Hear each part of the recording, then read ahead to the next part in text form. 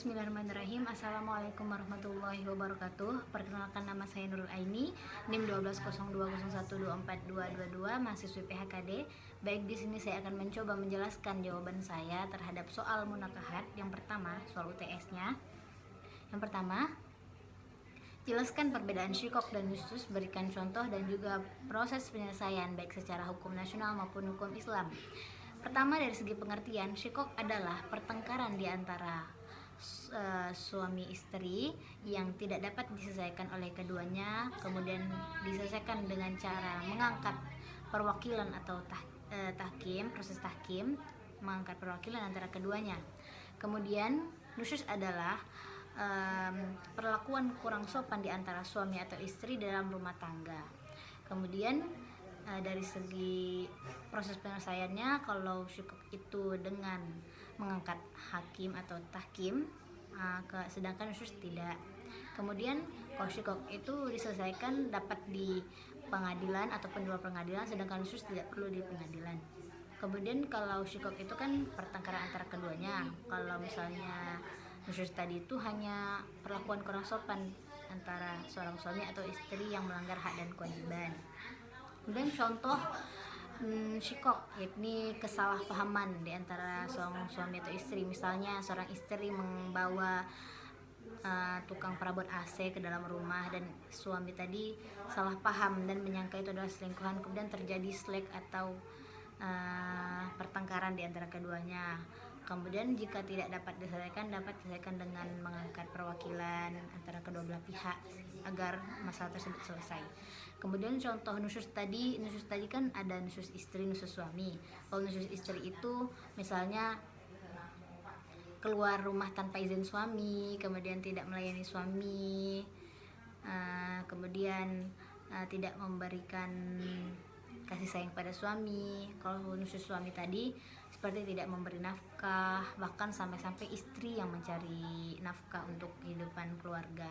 Kemudian tidak memberikan perhatian lebih kepada istri, tidak memberikan kewajiban-kewajiban suami pada istri.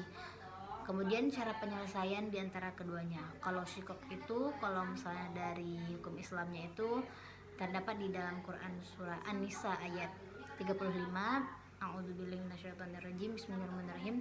Wa in khiftum shiqaqa bainihima fab'atsu hakaman min ahlihi wa hakaman min ahliha yurida islahan yuwaffiqillahu bainahuma innallaha kana 'aliyyan kabira. Yang artinya wa in khiftum, dan apabila terjadi perselisihan shiqaqa bainihima di antara keduanya, fab'atsu, maka carilah hakaman min ahlihi, seorang hakim atau perwakilan dari ahlihi, yakni suaminya, wa hakaman min ahliha, dan hakim dari istrinya, iyurida, apabila keduanya menginginkan islaha, yakni perbaikan atau renovasi. Islaha yuwaffiqillahu, Allah memberikan taufik atau hidayah kepada keduanya, sesungguhnya Allah Maha tinggi lagi Maha besar. Nah, kemudian secara hukum nasionalnya, syikok ini cara penyelesaiannya itu yakni dengan mendatang ada dua, yakni bisa di pengadilan ataupun di luar pengadilan, dengan mendatangkan tahkim, proses tahkim yang mendatangkan hakam antara kedua belah pihak. Kemudian apabila tidak menemukan titik tengah gitu, dapat dilanjutkan ke proses perceraian. Kemudian nusyuz ini kalau di hukum Islam itu di dalam Quran surah An-Nisa ayat 34, nusyuz istri, bismillahirrahmanirrahim, wallati takhafuna nusyuzahunna fa'udhuhunna wahjuruhunna fil madaji'i watribuhun fa in ata'nakum fala tabu alaihinna sabila innallaha kana 'aliyyan kabira. Yang artinya, dan istri-istri kamu, wallati, perempuan kamu, takhafuna nusyuzahunna, apabila kamu takut atau mereka nusyuz, itu dapat dilakukan secara 4. Fa'izuhunna, nasihati mereka, wahjuruhunna, pisah dari tempat ranjang mereka, kemudian memukul mereka. Kemudian kalau nusyuz suami itu, istri dapat meminta perjanjian perdamaian kepada suami agar terdapat kebaikan setelahnya. Ini di dalam Quran surah An-Nisa 128. Bismillahirrahmanirrahim. Wa in imra'atun khafat min ba'liha nusyuzan aw i'radan fala junaha 'alaihima ayyusliha bainahuma sulha. yakni menganukan perjanjian perdamaian. Sedangkan hukum nasionalnya sama seperti hukum Islam tadi. Kalau nusyuz itu ini terutama di Islam ya, Muslim, kalau istri tersebut dapat dinasihati, kemudian pisah ranjang, baru dipukul gitu. Kalau misalnya sudah baik gitu, kita tidak boleh seorang suami tersebut melakukan hal-hal tadi lagi.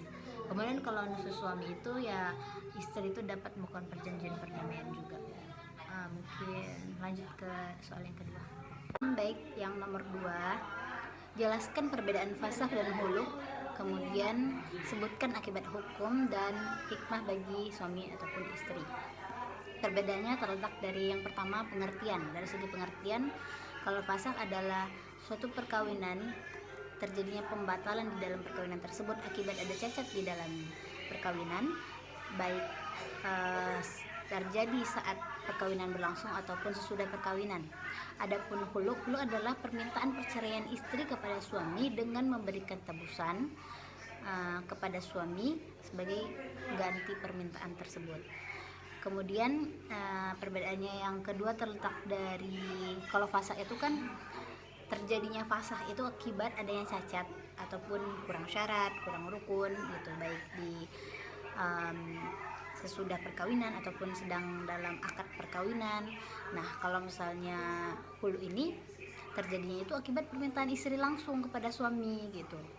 Kemudian yang ketiga itu perbedaannya tuh kalau fasakh itu kan dapat dilakukan oleh seorang suami atau istri. Misalnya istrinya cacat, suami dapat melakukan fasakh. Misalnya suaminya cacat, istri dapat melakukan fasakh. Kalau hulu ini hanya dapat dilakukan oleh istri.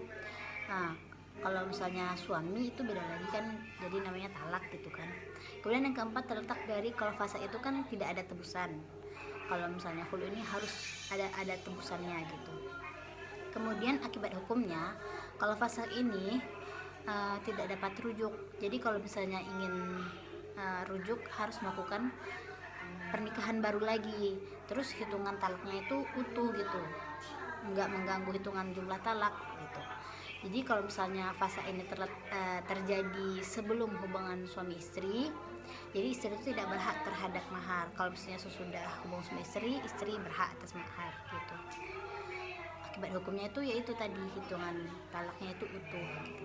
Kalau misalnya hulu, hitungan kalau hulu itu istri tidak dapat dirujuk, berakhir dengan talak bain.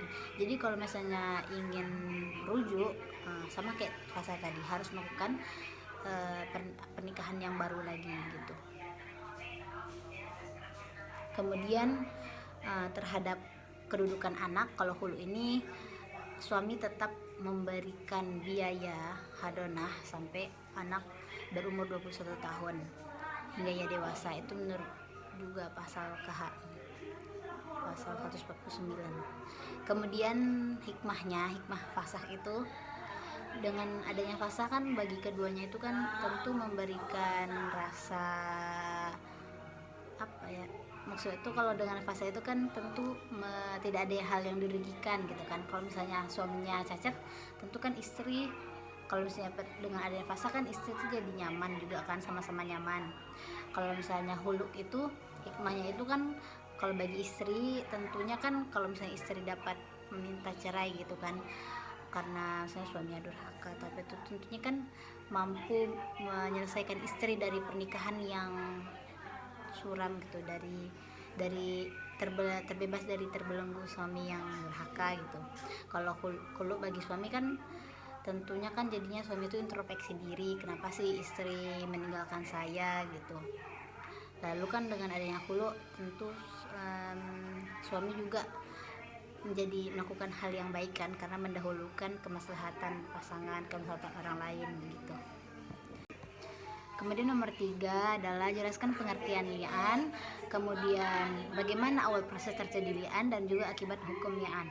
Li'an secara bahasa adalah la'ana yal'anu la'nan, berasal dari bahasa Arab yang berarti laknat atau kutukan, sedangkan secara terminologi adalah sumpah suami yang menuduh istrinya melakukan perbuatan zina atau menolak kehamilan istrinya darinya, akan tetapi ia tidak mampu mendatangkan 4 orang saksi dengan kesaksian yang sama yang membenarkan suami tadi bahwa benar melihat perbuatan itu sendiri, dan kemudian kesaksian kelima tersebut tersebut suami bersumpah kesaksian tersebut, suami bersumpah apabila ia berdosa ia akan meminta kutukan atau laknat dari Allah. Kemudian awal terjadi li'an itu di mana suami menuduh seorang istri tersebut melakukan perbuatan zina ataupun menolak kehamilan dari istrinya tersebut darinya. Kemudian ia tidak mampu mendatangkan 4 orang saksi. Saksi yang pertama tidak mampu ia, kesaksian kedua tidak mampu, ketiga tidak mampu, keempat tidak mampu, mendatangkan keempat-empatnya, misalnya entah 2 saja atau 3 saja. Kemudian kesaksian yang kelima, ia bersumpah apabila ia berdusta ia akan mendapatkan kutukan dari Allah. Nah, sumpah kelima inilah disebut dengan li'an. Kemudian akibat hukum li'an tersebut di dalam KHI bahwa terjadi larangan rujuk antara keduanya, kemudian tidak dapat dilarang adanya perkawinan antara bekas suami dan istri tersebut, kemudian putusnya perkawinan secara selama-lamanya, kemudian anak antara mereka itu nasab dan bidang perdatanya itu hanya kepada ibu, kemudian suami tersebut tidak berkewajiban memberikan nafkah iddah dan nafkah istri. Mungkin hanya itu saja yang dapat saya sampaikan. Akhirul kalam, wabillahi taufiq wal hidayah.